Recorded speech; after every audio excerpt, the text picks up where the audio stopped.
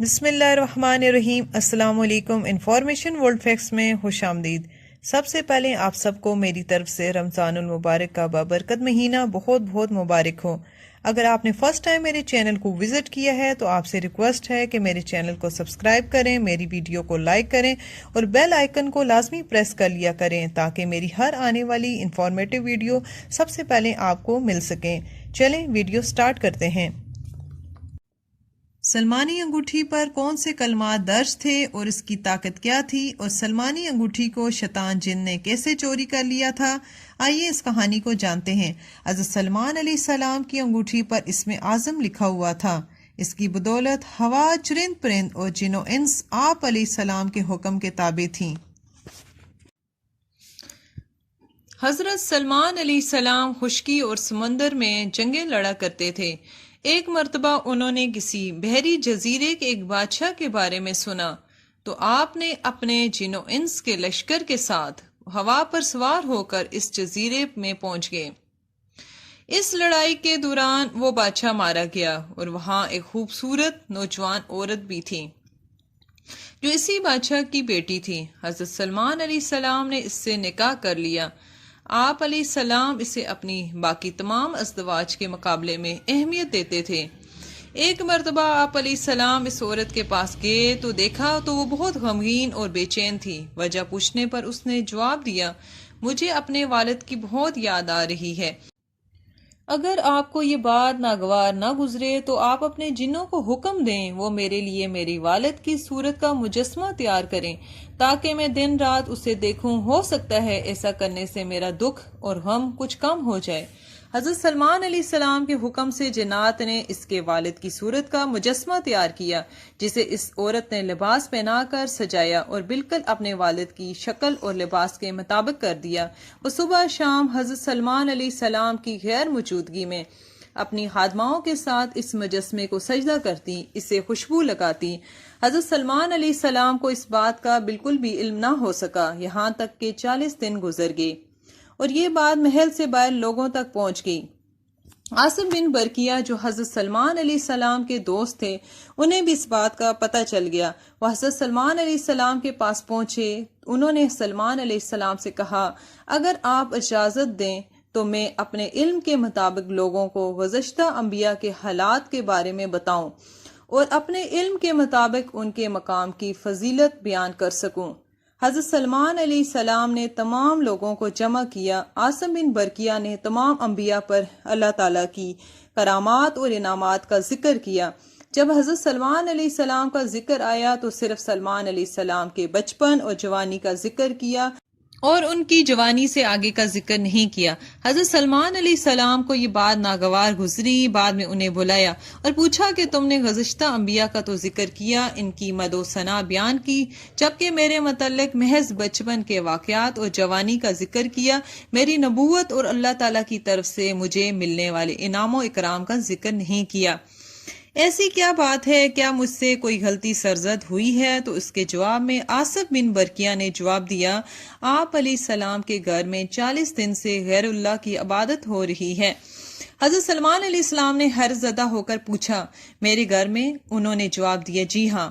آپ علیہ السلام نے جواب میں انا للہ و انا الیہ راجعون کہا۔ اب میں سمجھا تم نے کیوں میری نبوت کا ذکر نہیں کیا۔ حضرت سلمان علیہ السلام نے گھر واپس آتے ہی اس بت کو توڑ ڈالا اور اس کام میں ملوث سب کو خوب سرزنش کیا۔ حضرت سلمان علیہ السلام نے پاک صاف لباس پہنا اور کسی ویرانے میں نکل گئے اور زمین پر بیٹھ کر مسلسل رونے لگے اور استغفار کرنے لگے اور کہنے لگے، اے رب، یہ تیرا کیسا امتحان ہے۔ ایک نبی کے گھر میں، ابن داؤد کے گھر میں 40 دن تک غیر اللہ کے عبادت ہوتی رہی، حتیٰ کہ آپ شام تک اسی ندامت کے ساتھ اللہ پاک سے معافی مانگتے رہے۔ پھر آپ علیہ السلام واپس گھر لوٹ آئے۔ آپ علیہ السلام کی ایک باندی تھی جس کا نام امینہ تھا۔ آپ علیہ السلام کا معمول تھا جب بھی آپ علیہ السلام بیت الخلاء جاتے تو اس انگوٹھی کو اپنی باندی امینہ کے پاس رکھواتے تھے۔ وجہ یہ تھی کہ اس پر بسم اللہ لکھی ہوئی تھی۔ آپ علیہ السلام صرف اسے پاکی کی حالت میں ہی پہنتے تھے۔ آپ علیہ السلام کی بادشاہت کا راز بھی اسی انگوٹھی میں پوشیدہ تھا۔ آپ علیہ السلام ایک دن وضو کے ارادے سے بیت الخلا جانے لگے۔ حسب معمول آپ علیہ السلام نے وہ انگوٹھی امینہ کے پاس رکھوائی۔ آپ علیہ السلام کے بیت الخلا میں جانے سے پہلے ہی ایک شیطان جن بیت الخلا میں آپ علیہ السلام سے پہلے ہی داخل ہو گیا اور آپ علیہ السلام کی شکل و صورت بنا کر آپ علیہ السلام سے پہلے ہی باہر نکل آیا۔ سخر نامی جن نے کہا، امینہ میری انگوٹھی واپس لاؤ۔ امینہ نے حضرت سلمان علیہ السلام کا سمجھ کر انگوٹھی واپس کر دی، کیونکہ اس کی اور سلمان علیہ السلام کی شکل و صورت میں کوئی فرق نہیں کر سکتا تھا۔ انگوٹھی لے کر وہ جن حضرت سلمان علیہ السلام کے تخت پر جا بیٹھا اور تمام جن و انس شیطان کے تابع ہو گئے۔ جب سلمان علیہ السلام باہر آئے تو انہوں نے امینہ سے اپنی انگوٹھی کے بارے میں پوچھا، تو اس نے تعجب سے پوچھا کہ آپ کون ہیں؟ انہوں نے جواب دیا، میں سلمان ابن داؤد ہوں۔ اس وقت آپ کی حالت بالکل بدل چکی تھی۔ اس نے بتایا کہ تم جھوٹ بولتے ہو، کیونکہ سلمان علیہ السلام اپنی انگوٹھی لے کر جا چکے ہیں اور اپنے تخت پر بیٹھے ہوئے ہیں۔ حضرت سلمان علیہ السلام سارا ماجرا سمجھ چکے تھے اور انہیں ان کی غلطی کی سزا مل چکی ہے۔ وہ وہاں سے اپنی جان کے خوف سے بغیر جوتوں کے نکل پڑے، صرف انہوں نے کرتا اور تہبند پہن رکھا تھا۔ آپ علیہ السلام کا بھوک سے برا حال تھا۔ آپ علیہ السلام نے کسی کے گھر کا دروازہ کھٹکھٹایا۔ ایک عورت باہر نکلی۔ اس نے پوچھا، کیا کام ہے؟ آپ علیہ السلام نے فرمایا، میرا گرمی اور بھوک کی شدت سے برا حال ہے، میرے پاؤں بھی جل رہے ہیں۔ اس عورت نے کہا، میرا خاوند اس وقت گھر میں موجود نہیں ہے اور میں کسی نامحرم شخص کو گھر میں داخل ہونے کی اجازت نہیں دے سکتی۔ حضرت سلمان علیہ السلام کو اس نے ایک باغ میں جانے کا کہا، آپ وہاں سے پھل کھائیں اور ٹھنڈا پانی پئیں جب تک میرا خاوند گھر واپس آتا۔ اگر اس نے اجازت دی تو میں تمہاری مہمان نوازی کروں گی۔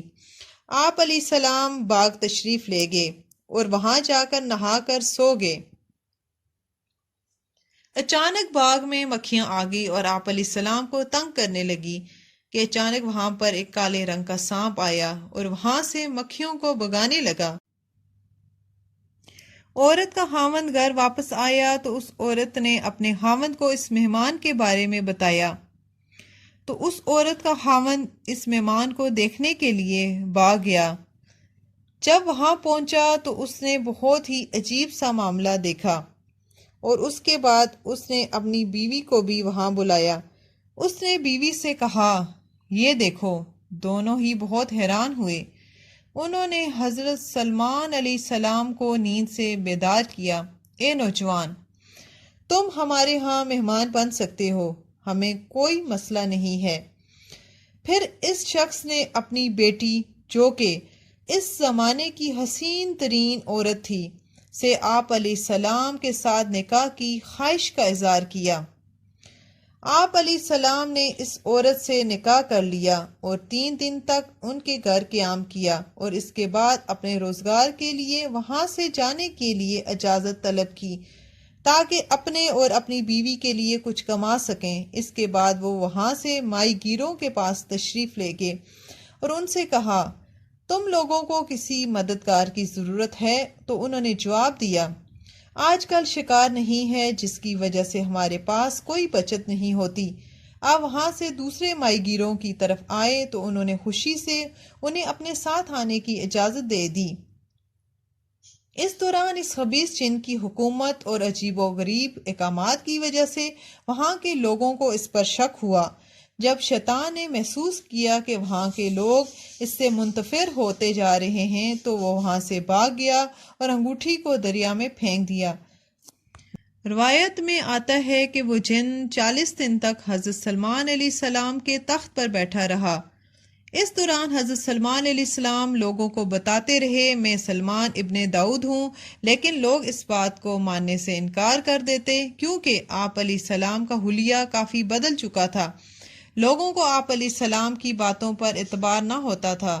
ادھر شیطان نے جو ہی انگوٹھی پانی میں پھینکی تو ایک مچھلی انگوٹھی کو نگل گئی، جس کی وجہ سے اس کا پیٹ روشن ہو گیا۔ وہ مچھلی مچھیروں کے جال میں پھنس گئی۔ جب شام کے وقت مچھلیوں کی تقسیم ہونے لگی تو یہ مچھلی حضرت سلمان علیہ السلام کے حصے میں آئی۔ جب حضرت سلمان علیہ السلام کی بیوی نے مچھلی کا پیٹ چاک کیا تو وہ انگوٹھی مچھلی کے پیٹ میں دیکھ کر حیران رہ گئی اور وہ انگوٹھی حضرت سلمان علیہ السلام کے پاس لے کر گئی تو حضرت سلمان علیہ السلام نے اپنی انگوٹھی کو پہچان لیا اور سلمان علیہ السلام نے اپنی انگوٹھی پہن لی اور اللہ کے حضور سجدہ ریز ہو گئے۔ اس کے بعد اللہ تعالیٰ کی حمد و ثنا بیان کرنے لگے اور اپنی سابقہ غلطیوں کی توبہ کرنے لگے۔ اللہ تعالیٰ نے حضرت سلمان علیہ السلام کو بادشاہت واپس کر دی۔ جیسے ہی حضرت سلمان علیہ السلام نے انگوٹھی پہنی، پرندوں نے آپ علیہ السلام پر پھر سے سایہ کر دیا۔ لوگوں نے آپ علیہ السلام کو پہچان لیا۔ آپ علیہ السلام واپس اپنے تخت پر بیٹھے اور حکم دیا کہ اس شیطان کو پکڑ کر لایا جائے۔ اس شیطان کو آپ علیہ السلام نے سزا کے طور پر ایک صندوق میں ڈلوا دیا اور اس پر تالے لگوا دیے اور صندوق پر اپنی مہر لگا کر اسے سمندر میں پھینکوا دیا۔ امید کرتی ہوں کہ آپ کو میری یہ ویڈیو بے حد پسند آئی ہوگی۔ مزید اس طرح کی ویڈیوز دیکھنے کے لیے آپ میرے چینل کو وزٹ کر سکتے ہیں۔ میری ویڈیو زیادہ سے زیادہ اپنے فرینڈز کے ساتھ شیئر کریں۔ اس طرح کی مزید انفارمیٹیو ویڈیوز دیکھنے کے لیے دیکھتے رہیے انفارمیشن ورلڈ فیکٹس۔